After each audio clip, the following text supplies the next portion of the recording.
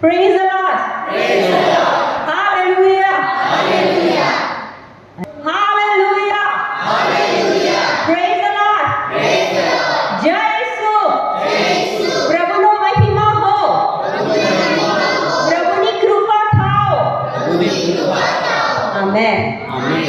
તમારી દ્રષ્ટિએ આદમ કોણ? See, Adam was the first man, બરાબર? એના પછી આપણો જન્મ થયો છે. પહેલાં એડમને ઓળખી લઈએ, પછી આપણે આપણી જાતને ઓળખવાના છીએ. ઓકે, એડમ કોણ એ આપણે સમજીએ. લૂક 3 એમાં એક ઈસુની વંશાવળી આવે છે. આનો પુત્ર આ, આનો પુત્ર આ, પછી એનો પુત્ર આ, એનો પુત્ર આ. તો એમાં છેલ્લું વાક્ય છે લૂક 3:38, એમાં એડમ કોણ એ બતાવ્યું છે. તે અનોશનો, તે અનોશનો, તે શેથનો, તે શેથનો, તે આદમનો તે આદમનો, અને તે ઈશ્વરનો. આદમ તે ઈશ્વરનો. અંગ્રેજી બાઇબલ ઘરે જઈને જે વાંચતા હોય વાંચજો.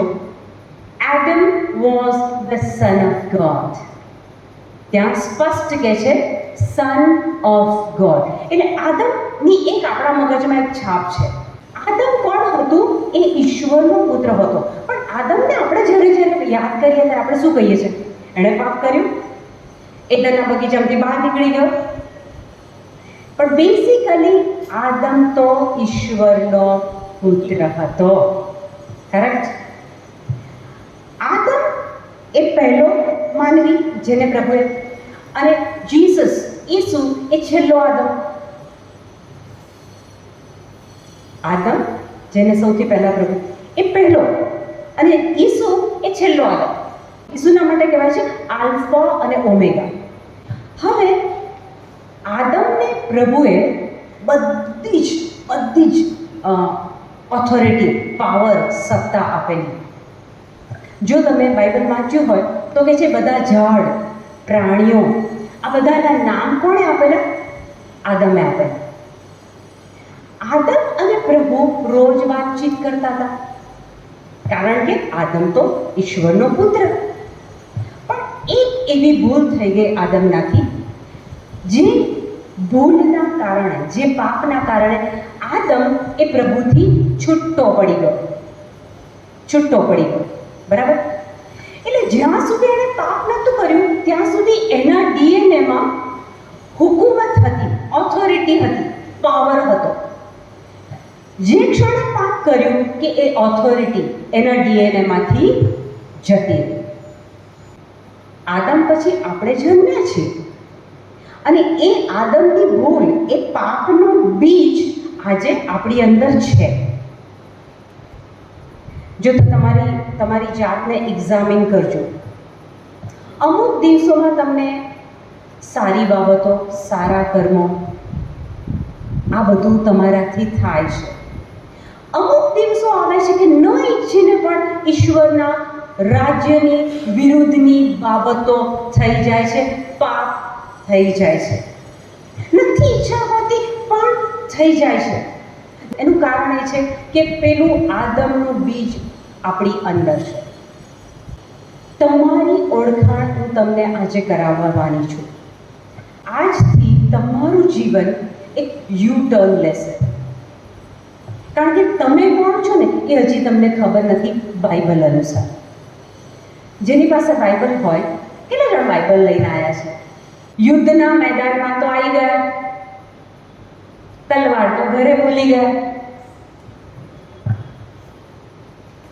જ્યારે તમારે શૈતાનને હરાવવો હોય ને, બીમારીને, રોગને, દુખાવાને, જીવનના પ્રશ્નોને જો ભગાડવા હોય ને, તો આ તમારી તલવાર છે.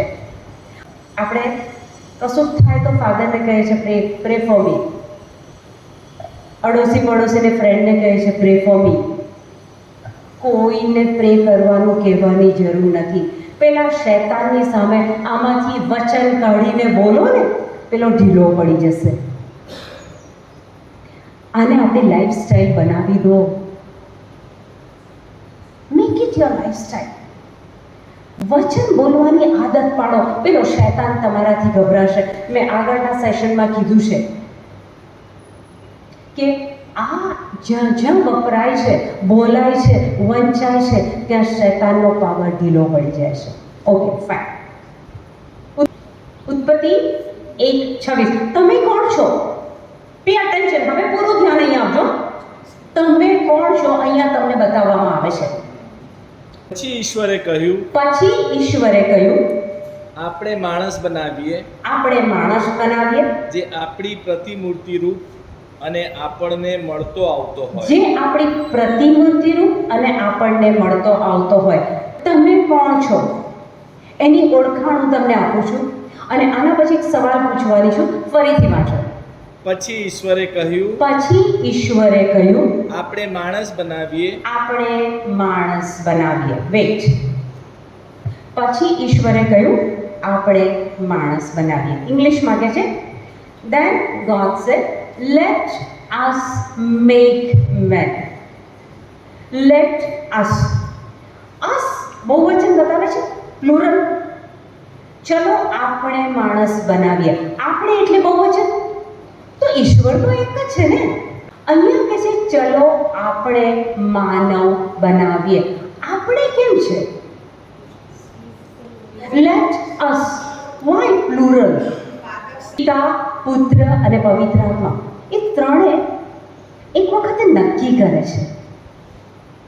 પૃથ્વીનું સર્જન થયું, માનવ બનાવ્યો, એ પહેલા પિતા, પુત્ર અને પવિત્ર આત્મા નક્કી કરે છે ચલો આપણે માનવ બનાવીએ.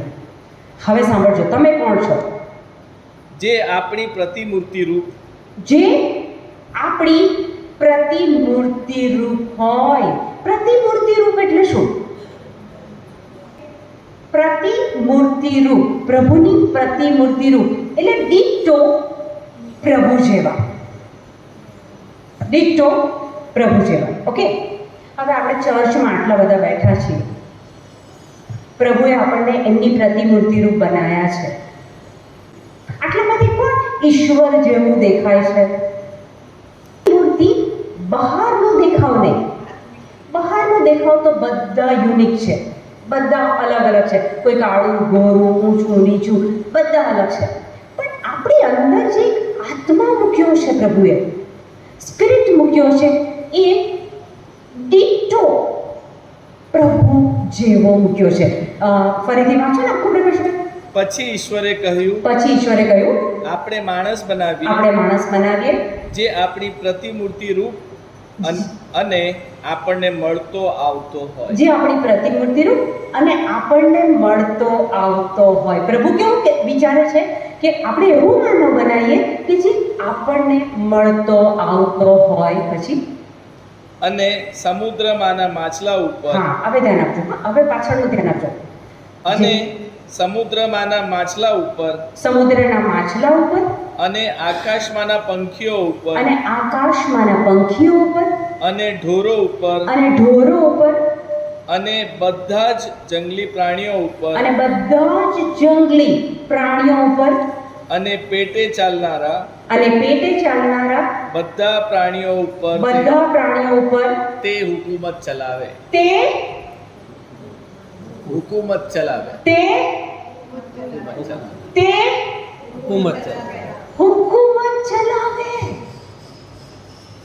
હુકુમત ચલાવી એટલે શું? Power, authority. હુકુમત ચલાવી. પ્રભુએ તમને ને મને કેવા બનાવ્યા છે?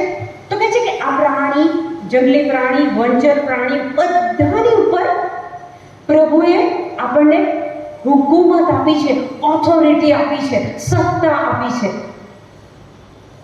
પણ આપણે સત્તા ક્યાં વાપરીએ છીએ? આપણે હુકુમત ક્યાં વાપરીએ છીએ? પતિ પત્ની પર, પત્ની પતિ પર, મા બાપ બાળકો ઉપર.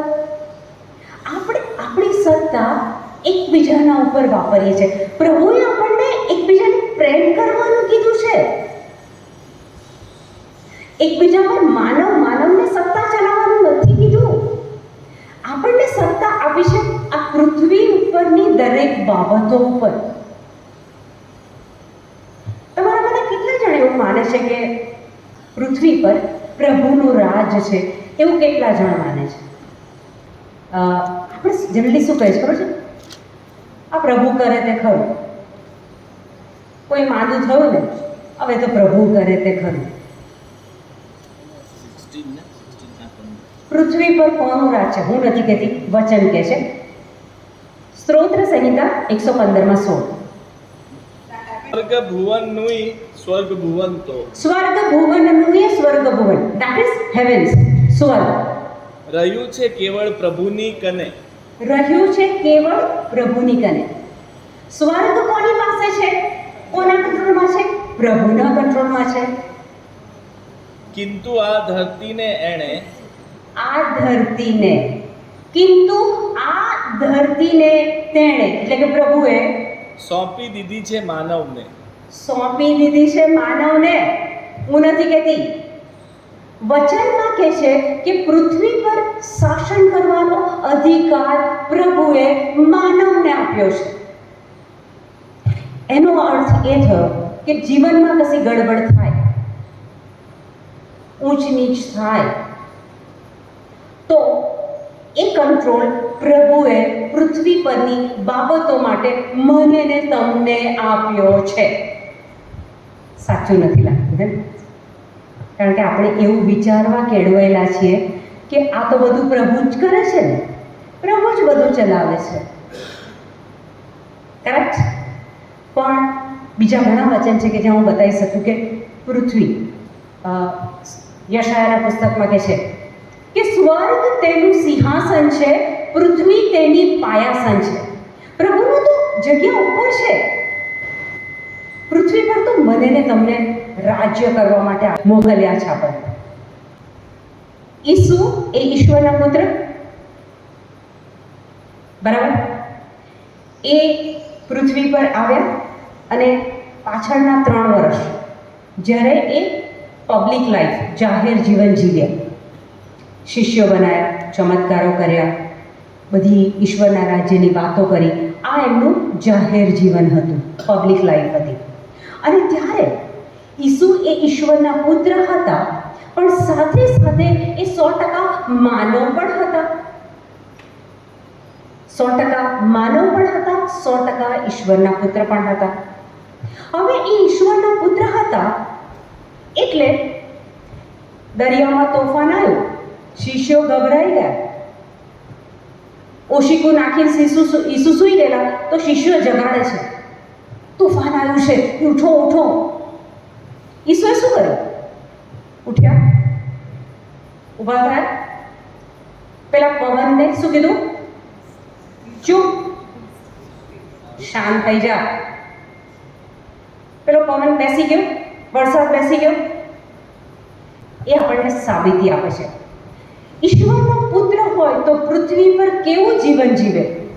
ઓથોરિટી સાથે, સત્તા સાથે. કારણ કે મને ને તમને સત્તા આપી દીધી છે ઓલરેડી. ઉત્પત્તિ 26-25-27 વચનમાં એ જ બાબત છે કે આપણને એમની પ્રતિમૂર્તિ રૂપ બનાવી દીધા છે. એટલે અહીંયા જેટલી વ્યક્તિ બેઠી છે એ બધી ઈશ્વરની પ્રતિમૂર્તિ રૂપ છે. તમારી અંદર જે આત્મા છે એ પ્રભુ જેવો, ડિટ્ટો પ્રભુ જેવો આત્મા છે. હવે ઈસુ એ ઈશ્વરના પુત્ર હતા તો 4 દિવસથી કબરમાં પેલો લાજરસ હોય, પણ કારણ કે એ ઈશ્વરના પુત્ર હતા તો એ એક રડ નાખે છે, એક બોમ્બ પાડે છે, લાજરસ બહાર આવો. અને પેલો મરેલો માણસ ઊભો થઈને બહાર આવે છે. ઈસુ આપણને ત્યાં શીખવાડે છે, તમે બિચારા નથી, તમે ગરીબ નથી, તમે લાચાર નથી, તમે હેલ્પલેસ નથી, તમે નબળા નથી, તમારી પાસે એ પાવર મૂક્યો છે મેં. ઈસુ યોહાન 14:12 કહે છે તમે મારા જેવા કામ કરશો અને મારાથી પણ મોટા કામ કરશો. You will do greater things than me. પણ આપણે આજે જો એવા ઈસુ જેવા કામ નથી કરી શકતા, that means કે આપણને ખબર જ નથી કે આપણે કોણ છીએ. એટલે એક ઓળખાણ મેં તમને પહેલી આપી કે તમે ઈશ્વરની પ્રતિમૂર્તિ રૂપ છો અને તમને પ્રભુએ શું આપ્યું છે? I forgot your name. What's your name? Monica. પ્રભુએ આપણને શું આપ્યું છે? ઓથોરિટી આપી છે. જ્યાં સુધી તમારો પુનર્જન્મ ના થાય ત્યાં સુધી તમે ઈશ્વરના રાજ્યને જોઈ નહીં શકો. ઈસુ એવું કહે છે બાઇબલમાં, યોહાન 3:3 કે જ્યાં સુધી તમારો પુનર્જન્મ નહીં થાય ને ત્યાં સુધી તમે ઈશ્વરના રાજ્યને જોઈ નહીં શકો. હવે પ્રભુએ તો શરત મૂકી દીધી. આપણે વાંચીએ એટલે તમને વિશ્વાસ આવે. હું જ વાંચી લઉં છું. ઈસુએ તેને જવાબમાં કહ્યું, હું તને સાચે સાચ કહું છું, જ્યાં સુધી માણસ નવેસર જન્મ ન લે ત્યાં સુધી તે ઈશ્વરનું રાજ્ય જોવા પામી શકશે નહીં. એટલે ઈશ્વરનું રાજ્ય જોવું હોય, ઈશ્વરના રાજ્યમાં દાખલ થવું હોય તો ઈસુએ એક કન્ડિશન મૂકી દીધી, પુનર્જન્મ. આપણે બધા જે જન્મ્યા છે એ આપણી માતાના કુખેથી જન્મ્યા છે. અગ્રી? બધા માતાના કુખમાંથી જન્મ્યા છે. હવે ઈસુ કહે છે શારીરિક જન્મ તો થઈ ગયો, પણ હવે ઈસુ કહે છે કે પુનર્જન્મ. આ પુનર્જન્મ શું છે? રીબર્થ શું છે?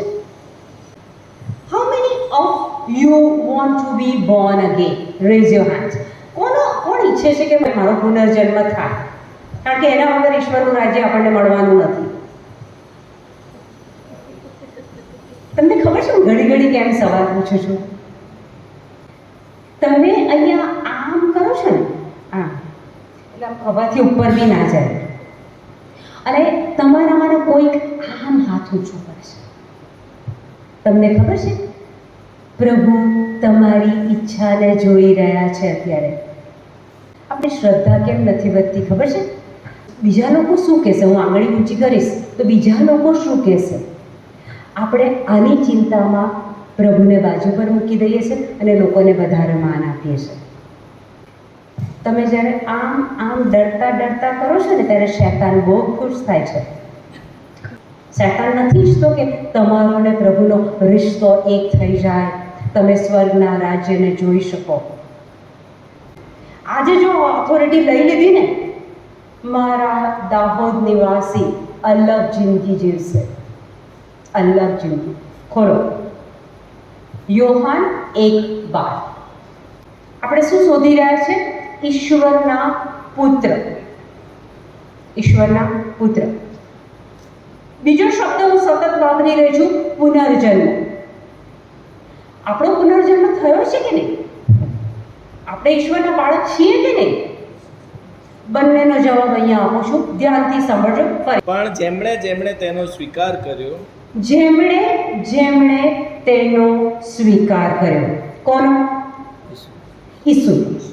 જેમણે ઈસુનો સ્વીકાર કર્યો, જેમણે તેના ઉપર શ્રદ્ધા રાખી, જેમણે ઈસુ ઉપર શ્રદ્ધા રાખી, તેમને સૌને તેણે ઈશ્વરના સંતાન થવાનો અધિકાર બખ્શ્યો. ફરીથી, તેમને જેણે શ્રદ્ધા રાખી તેમને સૌને તેણે એટલે કે ઈશ્વર પિતાએ ઈશ્વરના સંતાન થવાનો અધિકાર બખ્શ્યો. ઈશ્વરના સંતાન થવાનો અધિકાર બખ્શ્યો.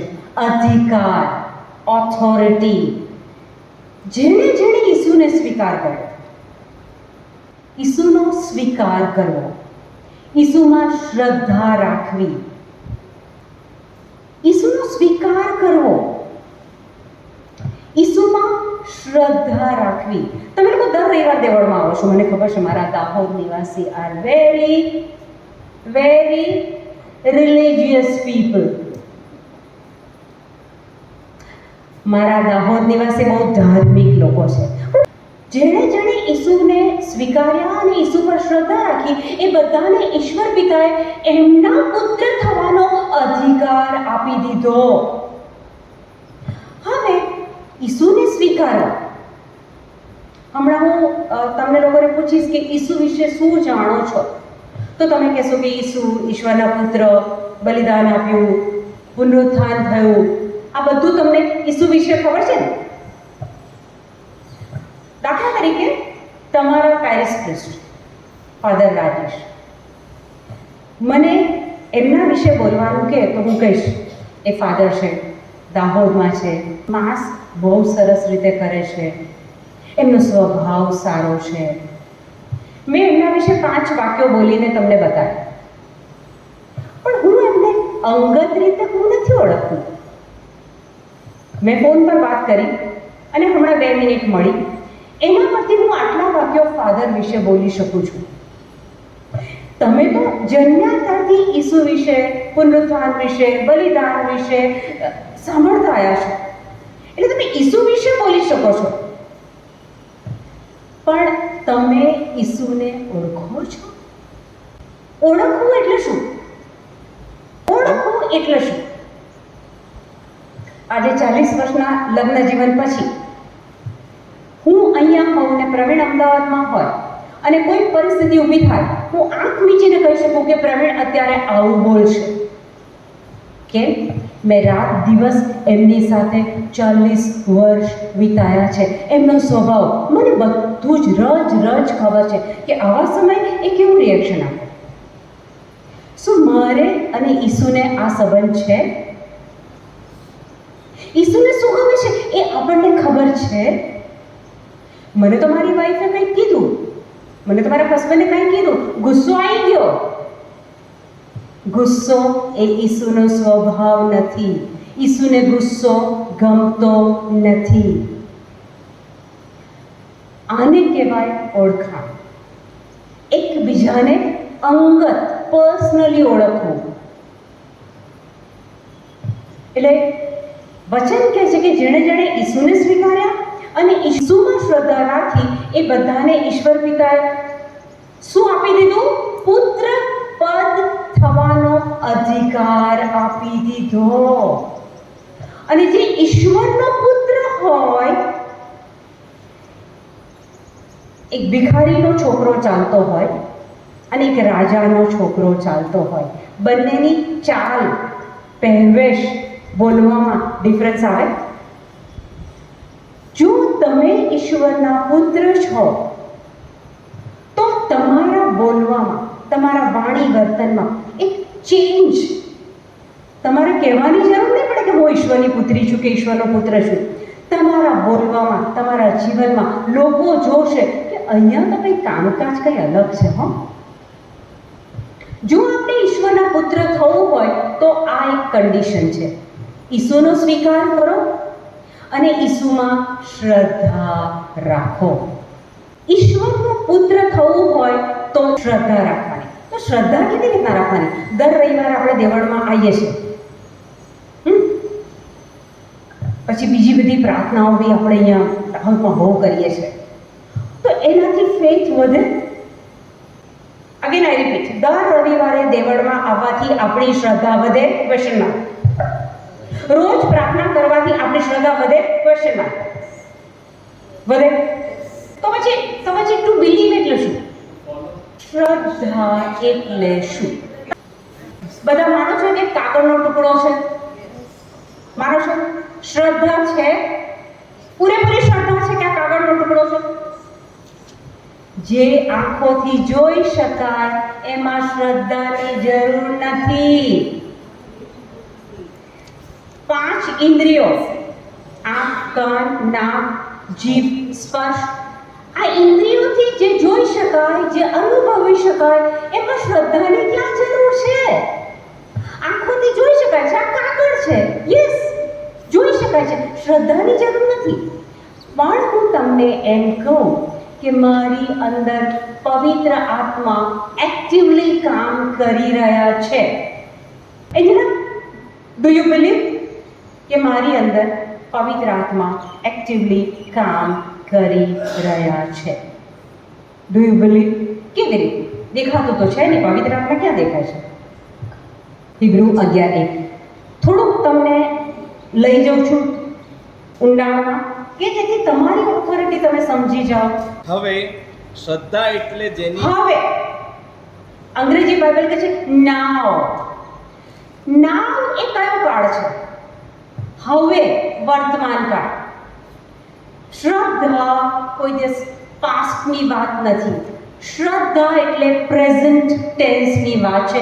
હવે શ્રદ્ધા એટલે જેની આપણે આશા રાખીએ, જેની આપણે આશા રાખીએ છીએ તેની ખાતરી, તેની ખાતરી, અને જે નજરે જોયું નથી જે નજરે જોયું નથી તેનો પુરાવો. તેનો પુરાવો. The evidence which we have not seen. ઈસુ કોઈએ જોયા? Thank you.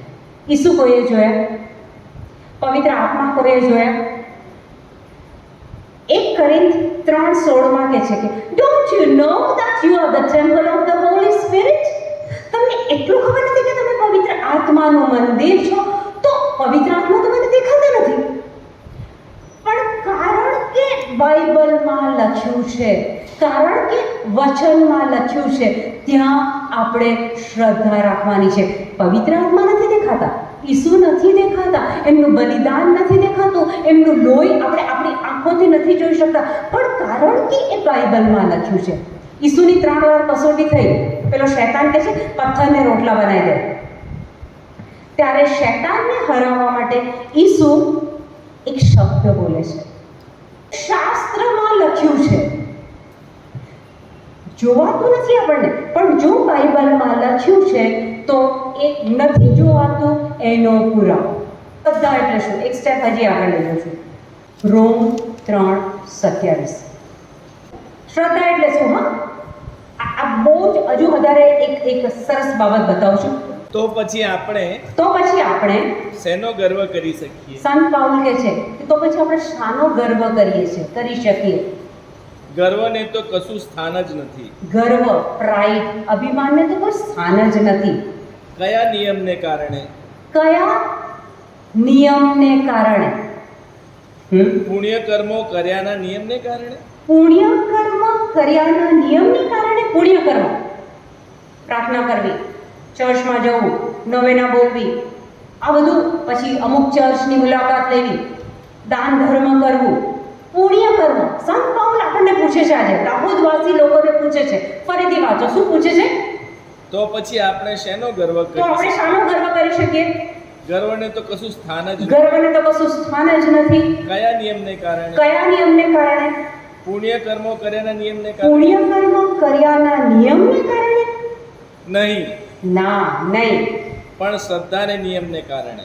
શ્રદ્ધાના નિયમને કારણે. એ શું કહેતા હતા ખબર છે? જેને કાન હોય તે સાંભળે. આજે હું બી તમને કહું છું, જો તમારા કાન હોય ને તો આજે સાંભળી લો, તમારા હૃદયમાં કોતરી દો. શ્રદ્ધા એટલે શું? શ્રદ્ધા એક નિયમ છે. તમે એક ગુરુત્વાકર્ષણનું બળ, ગ્રેવિટેશનલ ફોર્સ, વસ્તુ પડે તો એ નીચે જ જશે, ઉપર નહીં જાય. નિયમ છે. પછી ઇન્ડિયામાંથી કરો કે અમેરિકામાંથી કરો, ગુરુત્વાકર્ષણનું બળ બધે પરિણામ એક સરખું મળશે. તો ઈસુ અહીંયા વચનમાં શું કહે છે? શ્રદ્ધા એક નિયમ છે. જો હું વસ્તુ ફેંકું તો એ નીચે જાય, કારણ કે ગુરુત્વાકર્ષણનું બળ છે. તો એ જ પ્રમાણે ઈશ્વરનો પુત્ર હોય અને જો શ્રદ્ધા હોય, એ કહેશે એ બધું જ થશે. શ્રદ્ધા એ એક નિયમ છે. જેની જેની શ્રદ્ધા હશે એ ઈસુ જેવા અને ઈસુથી પણ મહાન કાર્યો કરી શકશે. જેણે એનામાં શ્રદ્ધા રાખી, ઈસુનો સ્વીકાર કર્યો, તેને ઈશ્વર પિતાએ શું બનવાનો હક આપ્યો? પુત્ર બનવાનો અધિકાર આપ્યો. અને ત્યાં આગળનું વચન બાકી છે. જેઓના જન્મ લોહી માંસમાંથી કે દેહની વાસનામાંથી. હાલો, આપણો જન્મ આપણી માતાના કુખમાંથી થયો છે. લોહી અને માંસ એ ગર્ભમાં, ત્યાંથી આપણો જન્મ થયો છે. ઈસુ શું કહે છે? જ્યાં સુધી પુનર્જન્મ નહીં થાય ત્યાં સુધી તમે ઈશ્વરનું રાજ્ય નહીં જોઈ શકો. એટલે આપણો પુનર્જન્મ થવો જરૂરી છે. હવે અહીંયા ફરીથી એ લોહી માંસવાળું વાક્ય ફરીથી વાંચો. જેઓનો જન્મ લોહી માંસમાંથી કે દેહની વાસનામાંથી જેઓનો જન્મ લોહી માંસમાંથી કે દેહની વાસનામાંથી કે કોઈ પુરુષની કામનામાંથી નહીં, કે કોઈ પુરુષની કામનામાંથી નહીં. પુનર્જન્મ એ પુરુષની કામનામાંથી નહીં, સ્ત્રી પુરુષના સંબંધમાંથી નહીં. પુનર્જન્મ સાંભળો, પણ ઈશ્વરમાંથી થયો છે. પણ ઈશ્વરમાંથી થયો છે. એક જન્મ માતાના કુખેથી, બીજો જન્મ હું નથી કહેતી, વચન કહે છે કે ઈશ્વર પિતાની કુખમાંથી જન્મ થાય, એન્ડ ધેટ ઇઝ પુનર્જન્મ. આઈ રિપીટ, ઈશ્વર પિતાની કુખમાંથી જન્મ થાય, ધેટ ઇઝ પુનર્જન્મ. અને એ પુનર્જન્મ ક્યારે થાય? જ્યારે તમે ઈસુને સ્વીકારો અને ઈસુ ઉપર શ્રદ્ધા રાખો. ધ વેરી મોમેન્ટ, એ જ ક્ષણે તમારો રીબર્થ, તમારો પુનર્જન્મ થઈ ગયો છે. જો ઈસુ વિશે જાણવું ઇઝ વન થિંગ, ઈસુને ઓળખવા એ અલગ બાબત થઈ જાય છે. કારણ કે હું આમાંથી પસાર થઈ ગઈ છું એટલે હું તમારી આગળ વાત કરું કે હું બહુ પ્રાર્થના કરતી હતી. તમે કદાચ મારી દાહોદની જિંદગીને જો તમે ઘણા લોકોને યાદ હશે, પ્રાર્થના બહુ કરવાની. પછી પ્રાર્થનાના બધા જ પ્રકારો તમે કરો છો, હું બી કરતી હતી. પણ ત્યારે મારી પાસે વર્ડ ઓફ ગોડ નહોતું, પ્રભુનું વચન મારી પાસે નહોતું. હું ચર્ચમાં આવતી હતી અને આ જ પુલપીટ પર અહીંયા જ વાંચન કરતી હતી. પણ એ વાંચન મારા માટે ફક્ત બાહ્યાચાર હતો. હું ધાર્મિક હતી એ વખતે. હું ઈસુને નહોતી ઓળખતી. મારે ને ઈસુને કોઈ સંબંધ નહોતો. બાહ્યાચાર, સુન્નત, બહારની સુન્નત, ધાર્મિકતા બધી બહારની. પણ જ્યારે હું બાઇબલ મેં વાંચવાની શરૂઆત કરી, જ્યારે મને પવિત્ર આત્માએ એ બધું સમજાવવાની શરૂઆત કરી, ત્યારે મને ખબર પડી કે હું જે એક જીવન જીવતી હતી, એટલે જેમાં બધું ધાર્મિક તો બધું જ કરતી હતી, પણ મને એ જ ખબર નથી કે હું તો ઈશ્વરની પુત્રી છું, એનું બાળક છું. એટલે જો તમે આજના દિવસે ઈસુને સ્વીકારો છો અને ઈસુ પર શ્રદ્ધા રાખો છો, તો આ જ ક્ષણે તમારો પુનર્જન્મ થઈ જાય છે. અને યોહાન 3:3 પ્રમાણે જો તમારો પુનર્જન્મ થાય છે તો તમે ઈશ્વરના રાજ્યમાં દાખલ થવાને લાયક બની જાઓ છો. પછી પુનર્જન્મ થયા પછી પ્રાર્થના કરવાની છે, ચર્ચમાં આવવાનું છે, બાઇબલ વાંચવાનું છે, ઉપવાસ કરવાના છે, બધું જ કરવાનું છે. પણ એ બધું શાના માટે કરવાનું છે? ઈસુ સાથે ક્લોઝ રિલેશનશિપમાં આવવા માટે કરવાનું છે. એટલે આપણે ઈસુને સ્વીકારીએ છીએ, ઈસુમાં શ્રદ્ધા છે. શ્રદ્ધા એટલે શું? એક નિયમ છે. જો તમે શ્રદ્ધા રાખો, ઈસુને જોયા નથી, પણ જો તમે શ્રદ્ધા રાખો તો તમે ઈશ્વરના પુત્ર બની ગયા છો.